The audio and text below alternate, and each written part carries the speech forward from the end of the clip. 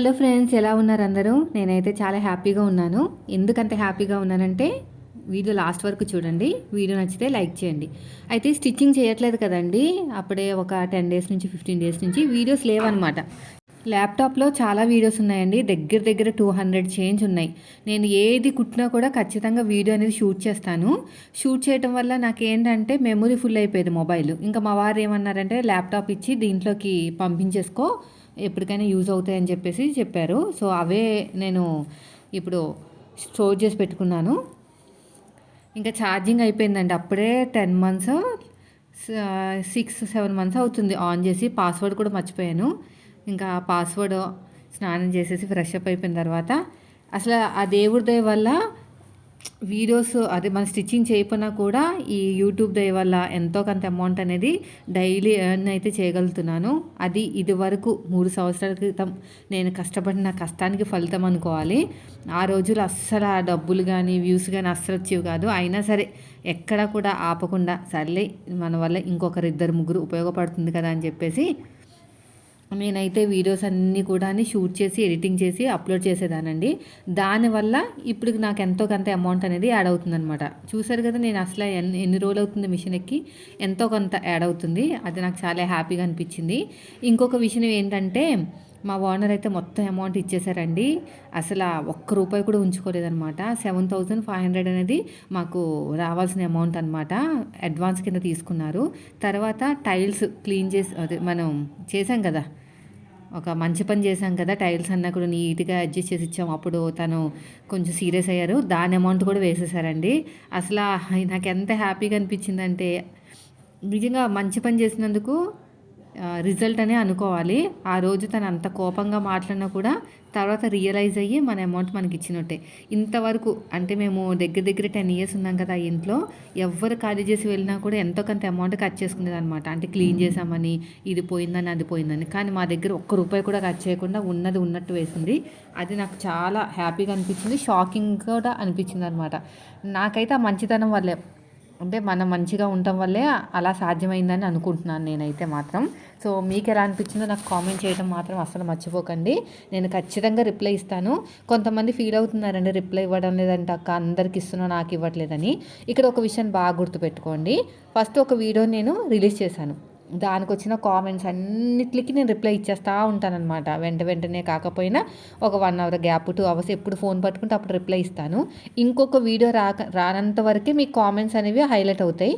ఇంకొక video release అయిందనుకోండి నా దగ్గర నుంచి, వాటికి సంబంధించిన కామెంట్స్ వచ్చేస్తాయి. మీ మీ కామెంట్స్ అనేవి వెనక్కి వెళ్ళిపోతూ ఉంటాయి అన్నమాట. ఈ రోజు పెట్టిన వీడియో మీరు 5 రోజుల తర్వాత చూసారనుకోండి, ఆ కామెంట్ ఎక్కడో ఉంటుంది. నాకు ఇంకా కనిపించదు కూడా.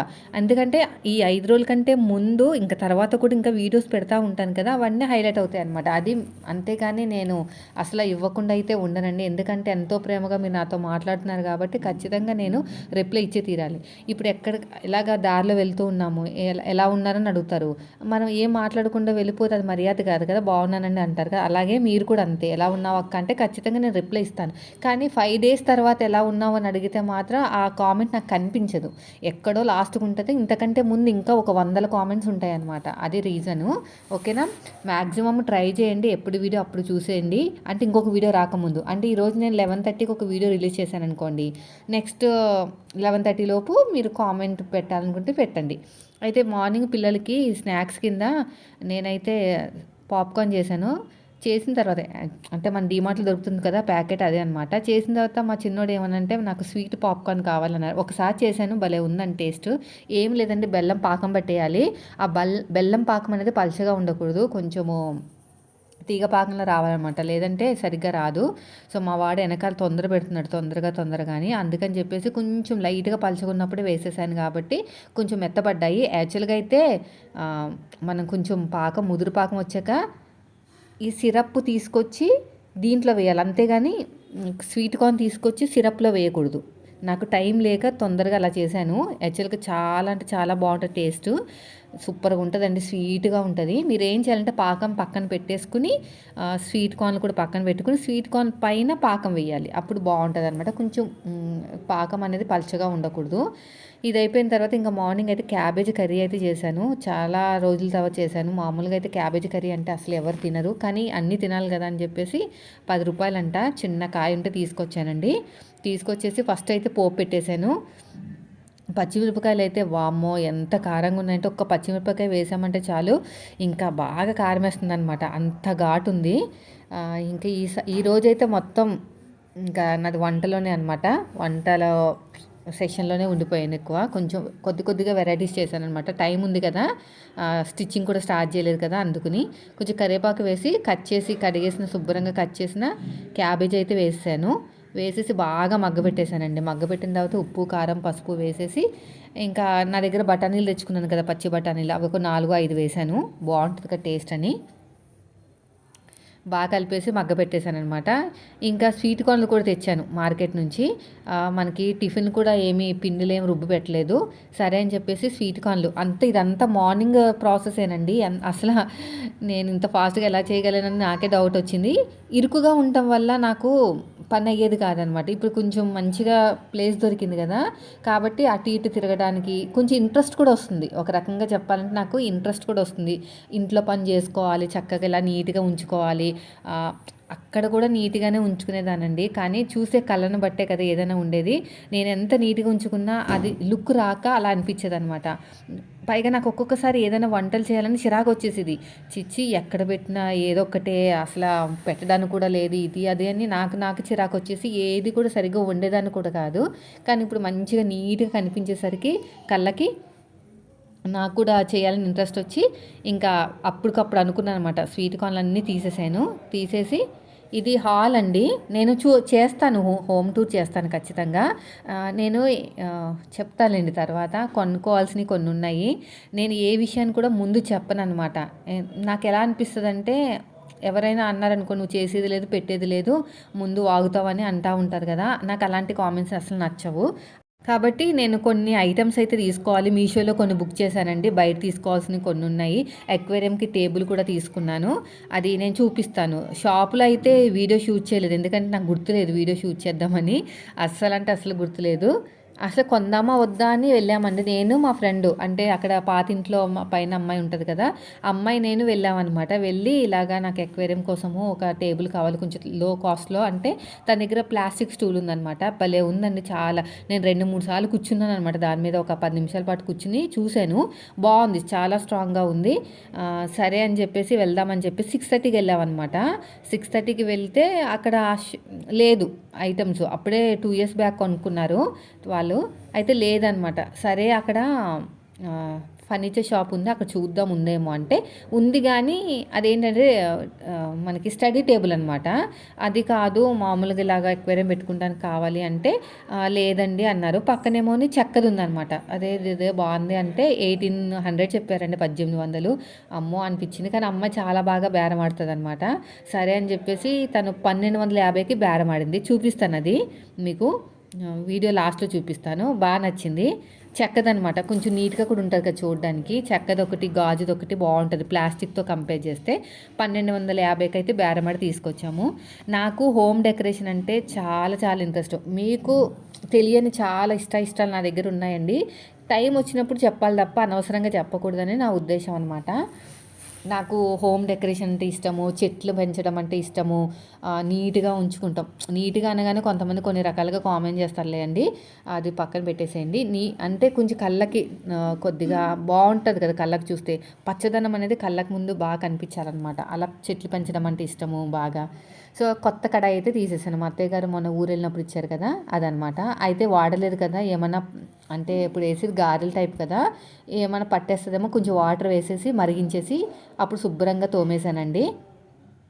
శుభ్రంగా తోమేసి వడలు వేశాను. ఇక్కడ కర్రీ కూడా రెడీ అయిపోతుంది, రైస్ కూడా పెట్టేశాను. చట్నీ ఏం చేయలేదు వడలకి, సాస్ ఉంది, ఆ సాస్ వేసుకొని తినేస్తారు. నేను కూడా తిన్నాను, బాగా వచ్చింది టేస్ట్ అనేది. పచ్చిమిరపకాయలు వేసుకుని రుబ్బుకోవాలి, నేను మర్చిపోయాను. కానీ మర్చిపోవడం మంచి పని అయిందండి. చాలా ఘాటు ఉంది కదా, పిల్లలు అసలు తినేవారు కాదు. నాకెంత బాధ అనిపిస్తదంటే, వాళ్ళు కొంచెం కారం తగిలినా మొత్తానికి వదిలేస్తారండి. అబ్బా! ఏంటి తినకుండా వదిలేసారు వాళ్ళు, కారం తక్కువ వేయాల్సింది అనిపిస్తది. చూసేవాళ్ళేమో కారం తినిపించాలక్క మీరని. అస్సల మొత్తం తినకుండా వదిలేసే కన్నా ఏదో ఒకటి తినటం బావుంటదని నా ఉద్దేశం అనమాట. పిల్లల విషయంలో అయితే. కారం వేస్తే మొత్తానికి వదిలేస్తారు. అలా కన్నా ఏదో కొంత కారం వేయకుండా తినిపించాననుకోండి, కనీసం ఒకటో రెండో తింటారు కదా అని నేను కొంచెం కారం తక్కువ వేస్తాననమాట. పెద్ద బాబు అస్సలు తినేవాడు కాదు కారం చిన్నప్పుడు, కానీ ఇప్పుడు తింటున్నాడు. అలాగే అలవాటు అవుతుంది, స్లోగా పిల్లలకి అలవాటు అవుతుంది. మీరు మాత్రం అదే చేయండి.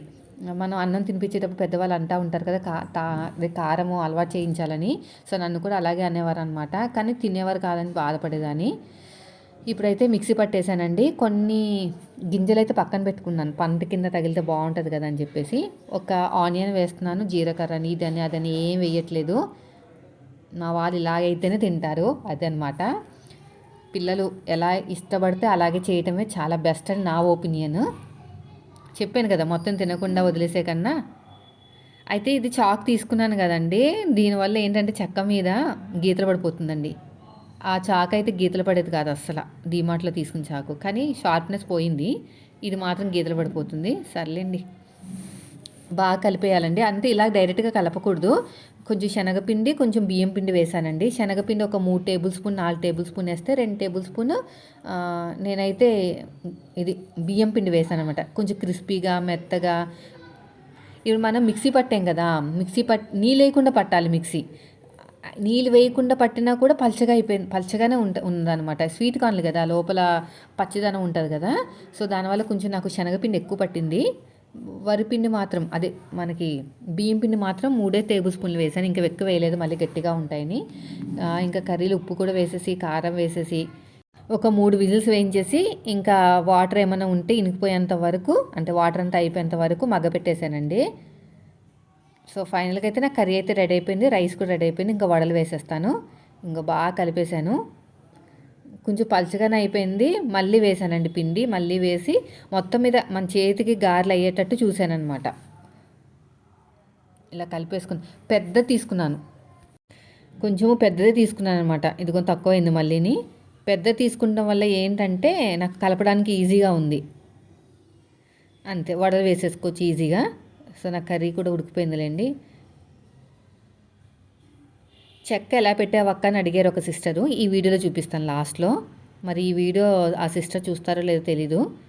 స్టవ్ చేంజ్ చేశానండి, ఎందుకంటే కొంచెం ఎక్కువ ఇది ఉండాలన్నమాట, హీట్ ఉండాలి వడలకి, లేదంటే మనకి నూనె లాగేస్తుంది. ఫస్ట్ హీట్లో ఫ్రై చేసిన తర్వాత మీడియంలో పెట్టాలి, అప్పుడు లోపల దాకా ఉడుకుతుంది అనమాట. మొత్తం అంతా కూడా హైలో పెట్టి ఫ్రై చేయకూడదు. ఇలా మొత్తం కూడా కొంచెం హీట్ అయిన తర్వాత తోమేసానులేండి, శుభ్రంగా తోమేసి ఆయిల్ వేసాను. ఈ గిన్నె బాగుందండి, వెడల్పుగా ఉంది, లోతు తక్కువ ఉంది. దీనివల్ల ఏంటంటే ఆయిల్ తక్కువైనా కూడా బాగా రౌండ్గా స్ప్రెడ్ అవుతుంది, తొందరగా పని అయిపోతుంది అనమాట. సో ఇలాంటి కడాయి ఆల్రెడీ మా అత్తయ్య గారు కొనిచ్చారు, అప్పుడు చేంజ్ చేస్తానమాట. మీరు అన్నారు కదా ఇలాంటివి ఉండకూడదు అక్క అని, కానీ స్టీల్ వాడుతుంటే అస్సలు సెట్ అవ్వట్లేదండి. డీప్ ఫ్రైలకి అస్సలు సెట్ అవ్వట్లేదు అనమాట, బాగా మాడిపోయి పొగల కింద వచ్చేస్తుంది. ఏదైనా సరే మనం అతిగా వాడకూడదు, ఇది అది అని ఏది కాదు, ఏదైనా సరే అతిగా వాడితే హెల్త్కి మంచిది కాదు. సో నేనైతే వడలకి మాత్రమే ఈ గిన్నె తీస్తున్నానండి, ఏదైనా డీప్ ఫ్రై టైప్ వాటికి మాత్రమే, మిగతా వాటికి కాదు. సో మిగతా వాటికి అంతా కూడా స్టీలే వాడతాను. సో ఇది మొత్తం కూడా హీట్ అయిపోయిన తర్వాత నాకైతే కిచెన్ బాగా నచ్చిందండి, మంచిగా చక్కగా పొడుగ్గా ఉంది. కొంచెం చూసి వేసి బాగానే అయింది. ఇంకో చిన్న చిన్న వడల కింద అయితే ఇటు ఒక సిస్టర్ అడిగారు, అక్క మీరు కొంచెం లావ్ అయినట్టున్నారు, ఏమైనా ఎక్సర్సైజ్ చేయమని. అయితే కొన్ని బట్టల్లో ఒక్కొక్క రకంగా కనిపిస్తానండి. ఇంకొకటి ఏంటంటే ఈ మధ్యన దగ్గర నుంచి వీడియోస్ తీస్తున్నాను కదా, మీకు అలా కనిపిస్తుంది అనమాట, దగ్గర నుంచి తీయటం వల్ల అలా కనిపిస్తుంది. పైగా మనకి కిచెన్ కూడా దగ్గరగా ఉంది, స్టాండ్ కిచెన్కి. నేను పాత వీడియోస్ చూస్తే మీకు తెలుస్తుంది, ఎక్కడో కెమెరా పెడితే నేను ఇక్కడ ఉంటానన్నమాట, నన్ను చూపించడానికి మీకు. అంటే వ్లాగ్ ఛానల్ కదా, ఫేస్ చూపిస్తూ చేస్తేనే కొంచెం మీరు కూడా బాగుంటుందని చెప్పేసి దూరంగా పెడతాను కెమెరా, అందుకని పెద్ద రూమ్ కాబట్టి. ఇక్కడ అలా కాదు, నా పక్కనే పెట్టుకోవాలి, అందుకని నేను కొంచెం పెద్ద కనిపిస్తాను. అయినా నాకు బాడీ కన్నా కింద పార్ట్ కొంచెం లావుగానే ఉంటుంది, వీడియోలో ఇంకా లావుగా కనిపిస్తుంది అనమాట. సో నాకైతే డిఫరెన్స్ అయితే కనిపించట్లేదండి, అంటే మరీ అంత ఎక్కువ లావ్ అయినట్టు కనిపించట్లేదు. అయినా చేయొచ్చులేండి, ఎక్సర్సైజ్ చేస్తే ఏం ప్రాబ్లం లేదు, చాలా మంచిదే. ఇంకా ఫ్రై కూడా అయిపోయిందండి. టేస్ట్ అయితే ఇంకా స్వీట్గా కొంచెం కారంగా అంటే కారం ఏం లేదులే, పచ్చిమిరపకాయలు వేసుంటే కారం ఉంది కానీ వేయలేదు కదా, స్వీట్గా ఉంది, చాలా స్వీట్గా ఉంది కదా, బాగుంది టేస్ట్ అనేది.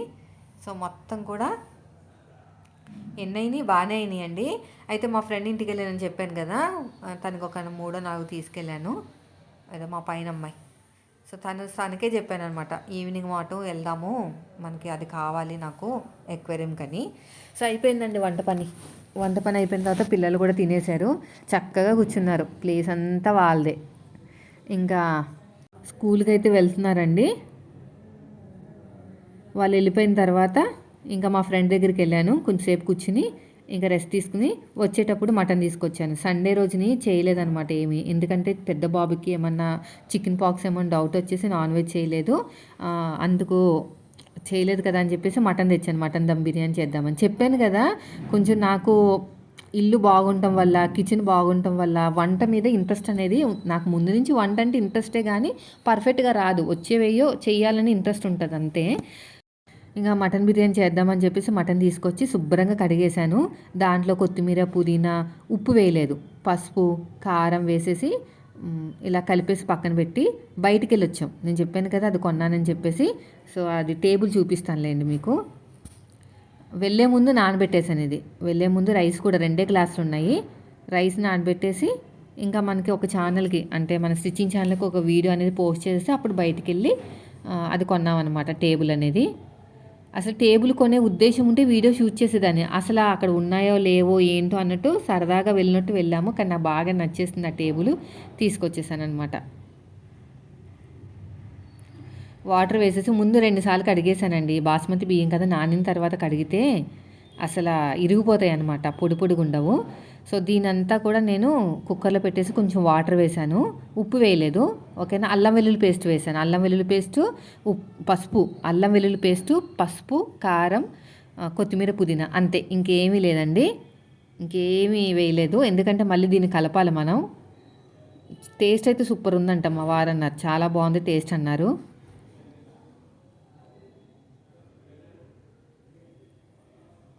ఇప్పుడైతే నేను వేడి నీళ్ళు పెడదామని చెప్పేసి, అదే అన్నం ఉడికిద్దామని చెప్పేసి కొన్ని వాటర్ తీసుకుని దాంట్లో ఉప్పు వేసి, కళ్ళు ఉప్పు వేసాను, కరిగిపోతుంది కదా తొందరగా, ఆయిల్ వేసాను, గరం మసాలాలు వేసాను, అంతే, ఇంకా అంతకు మించి వేరే గరం మసాలాలు ఇంకా వేయలేదండి, చెక్క, మొగ్గ, లవంగం, అంతే. ఎందుకు పిల్లలు తినేది కదా, మరి ఘాట్ ఎందుకులే, పైగా నైట్ టైం, ఇప్పుడు నైట్ టైంలో తింటున్నాం కదా, హెవీగా ఎందుకులే అని చెప్పేసి జస్ట్ చాలా లైట్ స్పైసీగా చేశాను, కానీ టేస్ట్ మాత్రం భలే ఉంది నిజంగా చెప్పాలంటే, పిల్లలు కూడా తినేశారు. బాగా మరిగిన తర్వాత బియ్యం వేసాను. ఇక్కడ ఏం జరిగిందంటే కుక్కర్ మూత ఇంకా రావట్లేదు అనమాట, ప్రెషర్ ఉంది, అంతలోపు అన్నం అయితే ఉడికిపోయింది, కొంచెం హడావిడైపోయిందండి. బయటికి వెళ్ళి వచ్చాను, అదే చెప్పాను కదా టేబుల్ కోసం వెళ్ళానని, దానివల్ల పిల్లలు వచ్చే టైం అయిపోయిందనమాట. వాళ్ళ రాకముందు వండేసామనుకోండి, వచ్చిన తర్వాత చక్కగా తినిపించవచ్చు. ఇదిగోండి 80% అయితే ఉడికిపోయింది, అయితే పక్కన కుక్కర్ మూత ఇంకా రావట్లేదనమాట, బాగా ప్రెషర్ ఉంది. సో అందుకని చెప్పేసి దీంట్లోకి వడగట్టేసాను, అది కొంచెం నాకు ప్రాసెస్ అయిందనమాట అంతే. యాక్చువల్గా అయితే డైరెక్ట్గా దీంట్లో తీసేసి కర్రీ మీద వేసేయాలి, నాకు అక్కడ కుక్కర్ మూత రాక కొంచెం ప్రాసెస్ అనేది లెంత్ అయింది. సో ఇప్పుడు చూడండి ఈ గిన్నెలో చేస్తున్నానండి, ఇది అమెజాన్లో తీసుకున్నాను, ఫ్రైడ్ ఆనియన్స్ వేసేసాను, దాంతో కొత్తిమీర, పుదీనా, కడిగిన కొత్తిమీర, పుదీనా తర్వాత లాస్ట్లో వేయచ్చు. తర్వాత వచ్చేసి పెరుగు వేసానండి, కొంచెం పెరుగు వేసిన తర్వాత ఉప్పు, కారం వేయాల్సిన అవసరం లేదు, ఎందుకంటే మనం కర్రీలో వేసాం కదా. ధనియాల పొడి, మటన్ మసాలా, చికెన్ మసాలా ఒక్కొక్క స్పూనే వేసాను, 1/4 కిలో మటన్ అంతే. అది ఈ 3 వేసేసి ఇంకా మసాలాలు వేసుకోవచ్చండి, నేను వేయలేదు, చెప్పాను కదా అంత స్పైసీగా కాకుండా మామూలుగా చేద్దామని చెప్పేసి అంత స్పైసెస్ ఏం యాడ్ చేయలేదు, రైస్లోనే యాడ్ చేసాను. యాక్చువల్గా యాడ్ చేసుకుంటే ఇంకా బాగుంటుంది, అయినా సరే బాగుంది, కమ్మగా ఉంది. సాల్ట్, పచ్చిమిరపకాయల వల్ల ఘాట్ అనేది వచ్చిందనమాట. ఆయిల్ వేసాను, బాగా కలిపేసానండి. బాగా కలిపేసి ఇదంతా అయ్యేలోపు నాకు కుక్కర్ మూత కూడా ఓపెన్ అయిపోయిందిలెండి. ప్రెషర్ ఉన్నప్పుడు తీయకూడదు కదా! కానీ దాని పైనున్న విజిల్ తీస్తే వచ్చేస్తది గానీ అంతెందుకులే బలవంతంగా తీయటం అని చెప్పేసి నేనే కొంచెం అయితే ఇది నిమ్మకాయ పిండేసాను. మర్చిపోయాను. చేయి అడ్డు పెట్టకుండా వేసేసానమాట. అందుకుని నాకు గింజలైతే వెళ్ళిపోయినాయి. మళ్ళీ తీసేసాను. బాగా పేస్ట్‌లాగా కలపాలండి. ఎందుకంటే పెరుగు కదా! గడ్డలు గడ్డల కింద ఉంటది. పేస్ట్‌లాగా కలిపితే మనకి గ్రేవీ ఇదే గ్రేవీ మనకి. మనకి మటన్‌లో దమ్ బిర్యానీలో గ్రేవీ ఉంటది కదా! ఇదే అనమాట. ఇది ఎంత ఎక్కువ ఉంటే గ్రేవీ అనేది అంత అంటే గ్రేవీ అంటే పక్కన కర్రీ కాదండి. మంచి జ్యూసీగా ఉంటదనమాట. సో, ఇదంతా తీసి దీంట్లో వేసేసానండి. 3, 4 విజిల్స్ ఏపిస్తే సరిపోతది. చూసారా ఇంత చాలండి. పావు కిలోనే కదా! ఇంత చాలు. నాకు కొంచెం కారం తక్కువైనట్టు అనిపించింది గానీ, పచ్చిమిరపకాయలు వేశాను కదా! సరిపోతది అనుకున్నాను గానీ, అలాగే సరిపోయింది. ఉప్పు తక్కువైంది. ఉప్పు వేసేసాను. ఉప్పు వేసిన తర్వాత ఇంకా రైస్ అంతా వేసేయాలనమాట. స్లోగా వేసేసుకుంటే సరిపోతది. ఇది కొంచెం నాకు లెంత్ అయింది అంతే. లెంతీ ప్రాసెస్ అయిందనమాట. డైరెక్ట్‌గా తీసి వేసేస్తే అయిపోను. చూసారా ఎంత పొడిగా వచ్చిందో 80% ఉడికిందండి. ఇంకొక 20% దమ్‌లో ఉడికిపోతది. మటన్ మాత్రం విజిల్స్ ఏయించినప్పుడే ఒక 4, 5 వేయించాలండి. మళ్ళీ ఉడకదింకా. దమ్ములో ఉడికినా కూడా మరీ అంత ఉడకదనమాట. నార్మల్‌గానే ఉడుకుతది. సో, ఇప్పుడు నేనొచ్చేసి కొంచెము నెయ్యి వేశాను. బావుంటది టేస్ట్ నెయ్యి వేస్తే. నాకు కొంచెం కిచెన్ అలవాటు అవ్వాలండి. అన్నీ పక్కనే పెట్టేసుకున్నాను. అయినా మనది వ్లాగ్ ఛానల్ కాదు. కుకింగ్ ఛానల్ కాదు కాబట్టి ప్రాబ్లం లేదు. కొంచెం నేనైతే కలర్ వేశాను. తిట్టకండి నన్ను కలర్ ఎందుకు వేసాక అని. మర్చిపోయి వేసేసాను. సాఫ్రాన్ ఉంది అది మర్చిపోయాను. దమ్ పెట్టేశానండి. అంతలోపు అంతా నీట్‌గా క్లీన్ చేసుకొని పక్కన బిందె ఉంటది కదా! ఆ బిందె తీసేసాను. మన వాళ్ళు తీసేయమన్నారు బిందె. తీసేసానక్క నిప్పు నీళ్ళు కలిసి ఉండకూడదని దగ్గరగా. చూసారా ఫైనల్‌గా అయిపోయింది. 10 నిమిషాలు సిమ్‌లో పెట్టి దమ్ పెట్టానండి. సూపర్‌గా వచ్చింది. టేస్ట్ అయితే ఇంకా అదుర్సనమాట. చూసారు కదా! చూడండి. అసల హ్యాపీ మూడ్‌లో ఉన్నాను. దాని తగ్గట్టు బిర్యానీ మాత్రం సూపర్‌గా కుదిరింది. నాకు చాలా హ్యాపీగా అనిపించిందండి. ఇన్ని సంవత్సరాల నుంచి నేను ఎంతో మందిని చూశానండి ఇల్లు మారేటప్పుడు. ప్రతి ఒక్కరి దగ్గర రూ. 100, 200, 500 ఖర్చు చేసేవాళ్ళు గానీ, మన దగ్గర మాత్రం రూపాయి కూడా ఖర్చు చేయకుండా వేశారంటే అది ఎవరి గెలుపు నాదా? కాదు. మంచితనం గెలుపు అనమాట. నేను మంచే చేశాం మేము. చాలా హ్యాపీగా అనిపించింది నిజంగా. ఆ రోజు బాధ అనిపించింది గానీ, అదేంటి మంచి చేస్తే ఇలాగ అయింది ఏంటని. కానీ ఏం జరిగినా మన మంచికే. అది మాత్రం మా వారు అన్నారు కదా! బాధపడుతుంటే ఏం ఫీల్ అవ్వకు ఏం జరిగినా మన మంచికే అని. మంచి ఇల్లు దొరికింది. ఇంత పెద్ద ఇల్లు 13,000 కంటే కష్టమేనండి. పైగా మెయిన్ సిటీలో.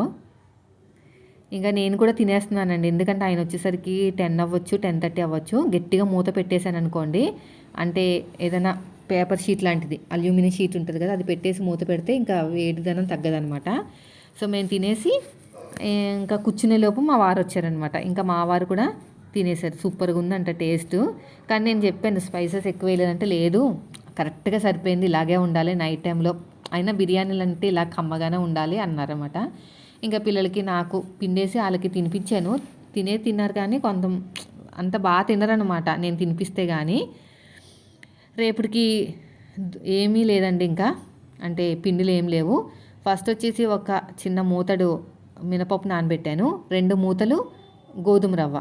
అంటే ఈ రెండింటిని కలిపి మిక్సీ పట్టేసి నేనైతే దోశలు వేద్దామని చాలా రోజులైంది కదా దోశలు వేసి. నేనైతే 1:30 దగ్గర వేసాననమాట.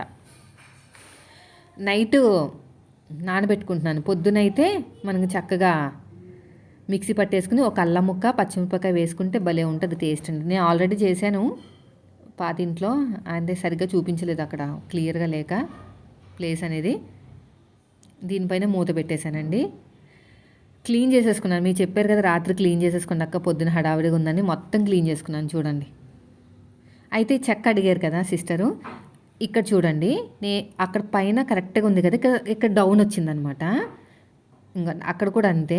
అక్కడ వచ్చి ఇక్కడ డౌన్ వచ్చింది. ఎంత డౌన్ అంటే ఫింగర్ అంతా డౌన్ అనమాట. మన ఫింగర్ గ్యాప్ అంతా డౌన్ వచ్చింది. ఆ డౌన్ కవర్ చేయడానికి చెక్క ముక్క కింద పెట్టాము అంతే, ఇంకేమీ లేదు. వేరేది ఏది పెట్టినా కూడా సెట్ కాలేదండి. చెక్క ముక్క అయితేనే సెట్ అయింది. ఇంకోండి ఫింగర్ అంత గ్యాప్ అనమాట.